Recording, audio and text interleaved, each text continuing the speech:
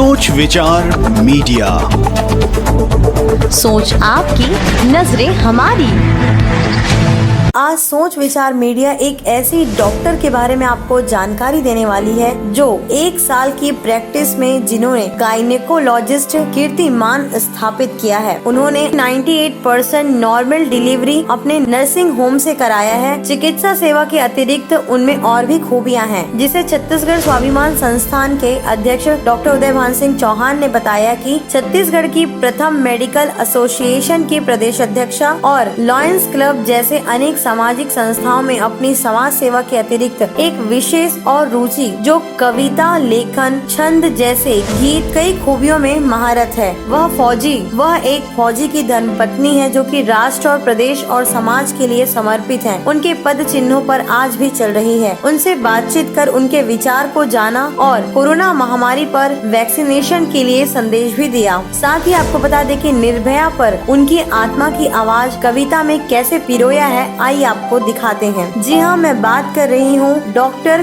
कमल वर्मा जो रायपुर स्थित मंदिर हसौद के रिम्स हॉस्पिटल में अपनी सेवाएं दे रही है। इनके बारे में अधिक जानकारी देते हुए आपको बता दें कि रायपुर में 51 वर्ष से प्रैक्टिस कर रही है। इन्हें डॉक्टर डे पर रायपुर की उत्कृष्ट महिला चिकित्सक की उपाधि से भी सम्मानित है। रायपुर IMA की प्रथम महिला अध्यक्ष रही है। वे इंडियन मेडिकल एसोसिएशन की छत्तीसगढ़ राज्य की एकमात्र महिला अध्यक्ष रही है। साथ ही अनेकों सम्मान से सम्मानित भी है। इन्होंने कई व्याख्यान सीरीज मितानिन के लिए भी दिए हैं। साथ ही आपको बता दें कि मासिक धर्म की परेशानी एवं समाधान, किशोरावस्था की समस्या, एड्स और HIV संक्रमण, गर्भवती महिलाओं के लिए भी स्वास्थ्य, डिप्रेशन, स्त्रियों के लिए इत्यादि विषयों पर उनके कई लेख प्रकाशित हुए हैं। आइए आपको मिलाते हैं सुप्रसिद्ध डॉक्टर कमल वर्मा जी से। सिर्फ सोच विचार मीडिया में। पर लेटा हूँ मैं भीष्म पितामह बनकर, इस शरसैया पर लेटा हूँ मैं भीष्म पितामह बनकर। ये शर है मेरे सपनों के, ये शर है मेरे अपनों के, किसी और की बात नहीं।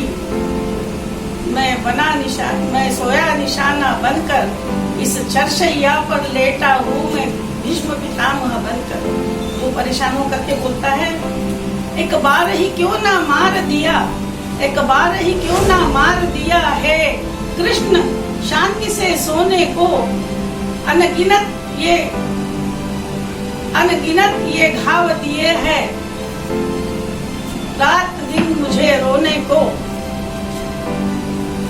मैं सो न सकूं, मैं सी न सकूं, मैं पड़ा निशाना बनकर, इस शरसैया पर लेटा हूँ मैं भीष्म पितामह बनकर। तो वह व्यक्ति कहता है कि एक बार ही क्यों न मार दिया, मैं शरसैया पर लेटा हूँ, माने उसको इतना दुख है कि वो भीष्म पितामह की तरह तड़प रहा है और अपने लोगों ने ही उसे सब घाव दिए हैं। तो हमारे बच्चे हमको घाव देते हैं, उन बुजुर्गों को उनके पास 2 मिनट नहीं रहते हैं कि जा करके अपने माँ बाप बुजुर्ग लोगों को पूछे कि आप कैसे हो। उन लोगों को तो बस कमाना वो भूल जाते हैं कि माँ ने हमारी कितनी सेवा की, पिता ने हमारी कितनी सेवा की। वो ये सोचते हैं कि हम अपने बच्चों को, उनके बच्चों को और बढ़ाए, आगे बढ़ाए, लेकिन वो ये कभी नहीं सोचते कि जब हम बूढ़े हो जाएंगे तो हमारे बच्चे हमारे साथ में क्या ऐसा ही व्यवहार करना चाहिए। कभी भी नहीं, वो कभी नहीं सोचेंगे कि हमारे बच्चों ने भी हमको निग्लेक्ट करना चाहिए। और लिखती हूँ स्त्री के उत्कर्ष को देख करके लिखती हूँ, और मैं सैनिकों के लिए बहुत लिखती हूँ, स्वाभिमान के ऊपर बहुत लिखती हूँ, देश प्रेम से के ऊपर बहुत लिखती हूँ। तो मैं एक मिलिट्री पर्सन, मेरे हस्बैंड एयरफोर्स में थे, मिलिट्री पर्सन की वाइफ हूँ, तो मुझे ये अभिमान है, सबका ये गर्व है कि मैं एक ऐसे व्यक्ति की पत्नी हूँ जिन्होंने देश के लिए सेवा काम किया, और मैं भी देश सेवा की हूँ अपनी तरफ से।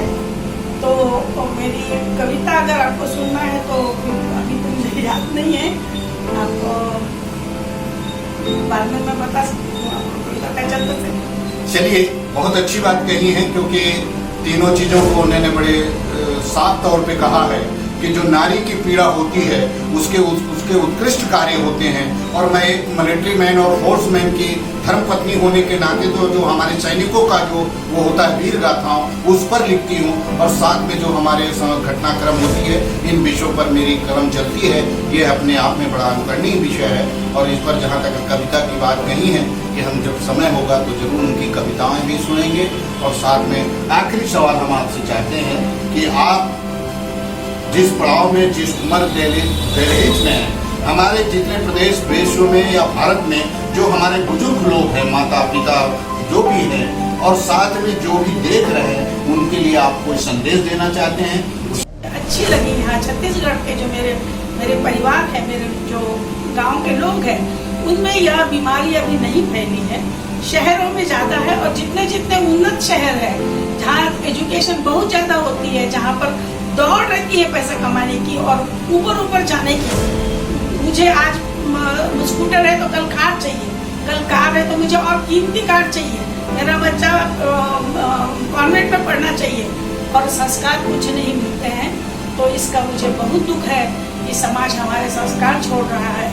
और मेरे बहनों के लिए भी मैं हरदम लिखती हूँ। वुमन एम्पावरमेंट के ऊपर में मेरा अभी IMA की जो किताब छपी है उसमें भी मेरा लेख छपा हुआ है। और मेरा आज लायंस क्लब में जो सब्जेक्ट ली हूँ वो भी मेरा वुमन एम्पावरमेंट के लिए है, महिलाओं का सशक्तिकरण। तो मैं चाहती हूँ कि मेरी तरह मेरी सब बहनें, मेरे बच्चे, मेरी बेटियाँ सब सशक्त बने और अपने जिंदगी में समय से मुकाबला करते हुए और आगे आए। तो उस पर भी मेरी कविताएं हैं, लेकिन अभी मुझे याद नहीं है। तो मैं यही चाहती हूँ कि मेरी बेटियों को, मैं हरदम बोलती हूँ कि लड़कियों को जो सिखाते हो स्कूल में, उनको आप जूडो कराटे भी सिखाइए, लकड़ी चलाना, काठी चलाना सिखाइए उन लोगों को, ताकि वो खुद कभी जरूरत पड़ने से प्रतिकार कर सके। तो समाज से भी ये जवान जो बच्चे हैं उन लोगों से भी ये मेरी विनती है कि अपने माँ बाप का ध्यान रखें, और वृद्धाश्रम जो हम लोग और खोलते जा रहे हैं इसको बंद करवा करके अपने घर में सबके साथ में सुख से रहें। एक भी डेथ नहीं सर्टिफाई की, ना बच्चे की ना किसी माँ की। मेरी जिंदगी में मुझे बहुत सफलता दी, और नॉर्मल डिलीवरीज करीब 98% डिलीवरीज नॉर्मल होती थी, कोई सीज़ेरियन नहीं लगता था। बहुत आपको जो भी हमारे धनतेश्वरी माँ आदि शक्तियों का आपको वरदान मिला कि आपने जितने भी आपके प्रसूति गृह में आए 98% जो है नॉर्मली डिलीवरी हुई, और माँ और शिशु दोनों स्वस्थ रहे। किसी के उसमें मैंने वो नहीं किया है। ये अपने आप में पूजनीय है, और उन माताओं और उन पिताओं सारे समाज को आपको आशीर्वाद बरकरार रहे, क्योंकि नॉर्मल डिलीवरी जिस तरह से खुशी का एक होता है वो आप देने का घर परिवार को दिया है, ये अपने आप में बड़ा अनुकरणीय है। और जिसके लिए हम सभी की ओर से आपको सम्मान संस्थान और राज्य के उन सभी लोगों की ओर से आपको इसी तरह आपका आशीर्वाद हुआ, आपके हाथों में जस बना रहे, इसी की कामना करते हुए हम आपसे जानना चाहते हैं कि अक्सर जो आपने लेखन का काम किया है वो किस विषय पे आधारित रहे, चाहे छंद लिखा हो चाहे कविता लिखा हो, वो किस सब्जेक्ट को छूता रहा है? और एकाध कविताएं भी हो जाए, एकाध छंद हो जाए तो कोई बात और बनेगी, तो दर्शकों को अच्छा लगेगा। जी, वैसे मैं कुंडलियाँ लिखने में मुझे बहुत अच्छी लगती है। मैं जहाँ तक दुनिया को देखती हूँ और आजकल के इस दौड़ में हमारे बच्चों को देखती हूँ और बुजुर्गों को देखती हूँ, तो ये पाती हूँ कि माँ बाप मेहनत कर कर के बच्चे लोगों को पढ़ा करके ऊपर उठाते हैं, और उनको नौकरी लग जाती है, वो लोग शहर भाग जाते हैं। उसके बाद जब माँ बाप को ज़रूरत पड़ती है तो उनके पास में, क्योंकि सब कुछ बेच बुचा करके वो लोग कुछ पैसा जमा किया देते हैं, बच्चे की एजुकेशन हो जाती, तो बाद में उन लोगों के पास में या तो देखने वाला कोई नहीं रहता, उनका करने वाला कोई नहीं रहता, उनके पास धन भी नहीं रहता है। ऐसे लोगों को फिर आश्रम में जाना पड़ता है, और वृद्धाश्रम में उन लोगों का सेवा कार्य होता है। तो मेरी इस पर एक कविता भी है, मैं बोलना चाहूँगी। स्वागत है, स्वागत है।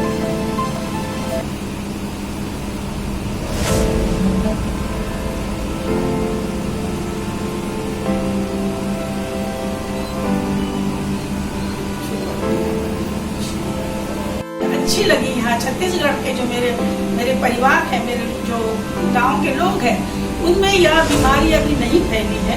शहरों में ज़्यादा है, और जितने जितने उन्नत शहर है जहाँ एजुकेशन बहुत ज़्यादा होती है, जहाँ पर दौड़ रहती है पैसा कमाने की और ऊपर जाने की।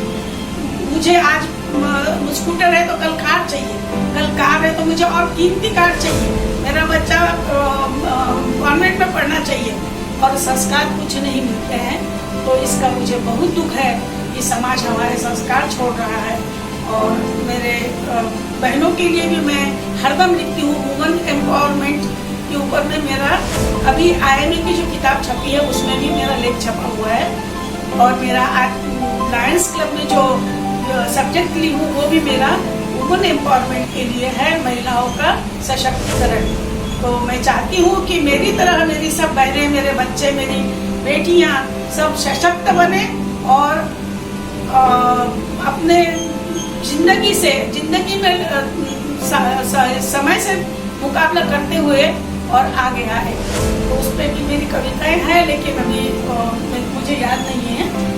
तो मैं यही चाहती हूँ कि मेरी बेटियों को, मैं हरदम बोलती हूँ कि लड़कियों को जो सिखाते हो स्कूल में, उनको आप जुड़ो कराने भी सिखाइए, लकड़ी चलाना, काठी चलाना सिखाइए उन लोगों को, ताकि वो खुद कभी जरूरत पड़ने से प्रतिकार कर सके।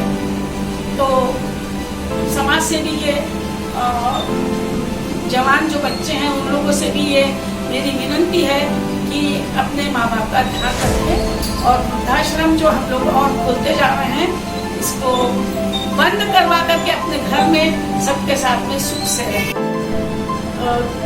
76 से लाइफ मेंबर हूँ मैं, लायंस शिखर की मेंबर हूँ मैं, लायनेस क्लब रायपुर की मेंबर रही और प्रेसिडेंट रही 2 वर्ष पूर्व। इसके अलावा बहुत सारे सोशल काम है मेरे, और मैंने बच्चों के लिए एजुकेशन का बहुत बड़ा कार्य किया है। केयर इंडिया करके एक संस्था चलती थी, जिसमें हम लोग जो बच्चे लोग स्कूल छोड़ देते हैं बीच में, उनको जमा करके उनके विचार और उन लोगों को आगे बढ़ने के लिए प्रोत्साहन, उसके साथ साथ उनके क्या विचार है बच्चों के एडोलसेंट प्रॉब्लम्स, वो अपने माँ बाप के साथ में शेयर भी कर सकते हैं, वो क्या जानते हैं, क्या कहना चाहते हैं, इन चीज़ों के ऊपर में भी मेरा इसमें किताब में मेरा छपी हुई है किताब, उसके ऊपर में मेरा शोध छपा हुआ है। तो इस तरीके से मैंने अपनी ज़िंदगी को पूरी तरह से इस्तेमाल किया। और अब मैं वैसे तो मुझे बचपन से कविताएं लिखने का शौक था, लेकिन डॉक्टरी प्रोफेशन में जब पढ़ना पड़ा तो मैं सब चीज़ें छोड़ दी थी। अब समय मिलता है, अब मैंने फिर से शुरू किया, कई लोग मुझे प्रोत्साहित किए, और उसके बाद मैं अब कविताएं लिखती हूँ। किताब मेरी एक छप रही, एक किताब मेरी भजन की किताब का जो विमोचन है वो डॉक्टर रमन सिंह जी किए थे, 20 साल पहले की बात है। ये उर्मी बोर्डिंग में उसका ये हुआ था, विमोचन हुआ था। और अभी 2 किताबें मेरी अभी छप गई है। सुन रहे थे सोच विचार मीडिया के माध्यम से, और साथ में उन्होंने जो बातें कही हैं, जो अपील किया है कि हमारे जितने भी बड़े बुजुर्ग हैं उनका सम्मान करें, क्योंकि उन्होंने जीवन पूरा खपा दिया एक वृक्ष को बड़ा करने में। तो उस वृक्ष की जो बड़ा किया है, छाया जिसका फल आप खा रहे हैं, तो उसका सेवा करना आज हमारा नैतिक कर्तव्य, समाज का दायित्व बनता है, उसकी हम सेवा करें। और एक बहुत अच्छी बात उन्होंने कही है कि आज जो हमारा ग्रामीण प्रवेश है, उस ग्रामीण प्रवेश में कुछ हमारी संस्कृति बची हुई है, पर शहर जो आधुनिक की भाग दौड़ में इतना दौड़ गया है कि अपने संस्कार को भूलता जा रहा है।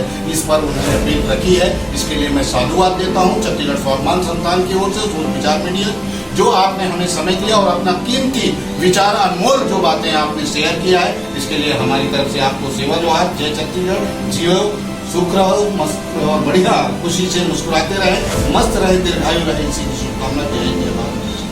बहुत बहुत धन्यवाद।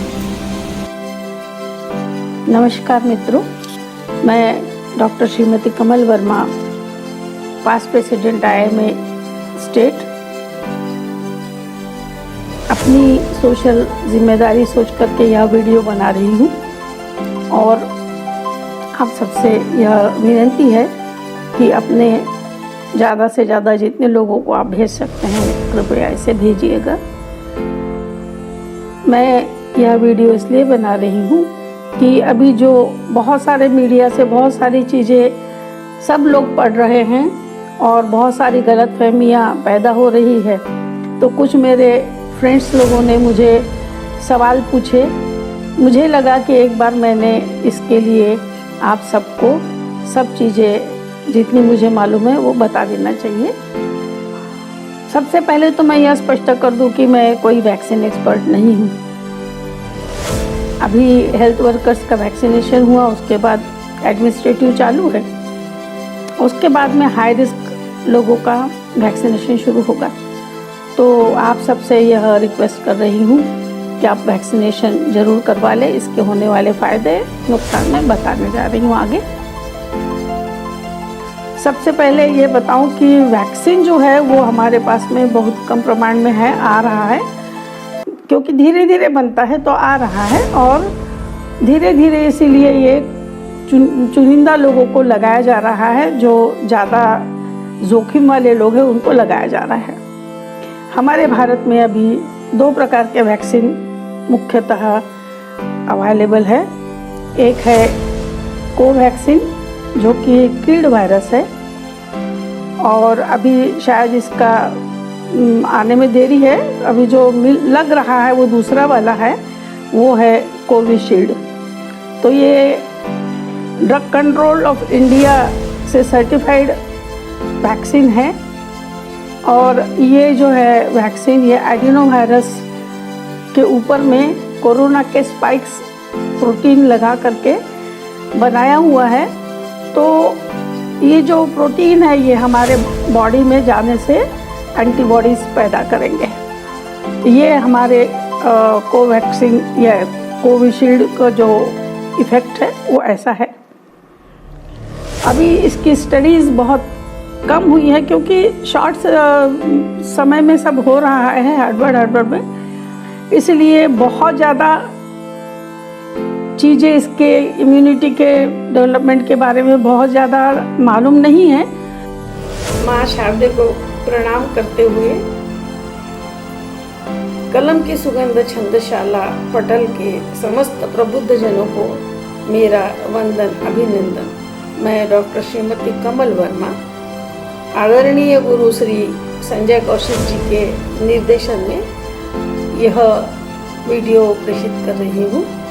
कृपया आशीर्वाद दें। मेरी यह कविता उन बेटियों के साथ दरिंदगी के बाद में जो सो कॉल्ड न्याय होता है, मैं उस न्याय से समाधान मुझे नहीं हुआ है, उस न्याय की प्रक्रिया से मुझे समाधान नहीं हुआ है और मेरे दिल में उनको कैसी सज़ा मिलना चाहिए, यह मेरे अंतस की जो बात है यह मैं आप लोगों के साथ सबके साथ साझा करना चाहूँगी। मेरी कविता सुनिए, निर्भया की आत्मा क्या कहती है। न्याय मिला क्या निर्भया को, वह आग ठंडी नहीं हुई, अब तक राख पड़ी है रोती बंद ये मंडी नहीं हुई। अत्याचार हुआ मुझ पर उसकी भरपाई कहाँ हुई, दुष्कर्म त्याग के बनती प्रीति बातें समझाई कहाँ हुई। जल रहे हैं शोले तन पर हर उन जगह जहाँ छुआ, जल रहे हैं शोले तन पर हर उस जगह जहाँ छुआ। मेरी यादों में अब तक है उड़ता हुआ वही धुआं, यूं फांसी केवल देने से, थोड़ा गौर करिए, यूं फांसी केवल देने से बुझी कहाँ दिल की ज्वाला। अंतस में रिश्ता है अब तक, अंतस में रिश्ता है अब तक दहकता हुआ यह छाला। मेरी तरह नहीं क्यों उनके तन के टुकड़े कर डाले, जिंदा चौराहे पर जलते मिटते अंतस के छाले, जिंदा चौराहे पर जलते मिटते अंतस के छाले। केवल उनकी फांसी से ही मुझको ठंडक नहीं मिली, केवल उनके फांसी से ही मुझको ठंडक नहीं मिली। मेरी इज्जत तार तार, मेरी इज्जत तार तार दरिंदों की क्यों रही खिली, कसर मारने की। ऐसी खबरों के साथ सोच विचार मीडिया में नमस्कार।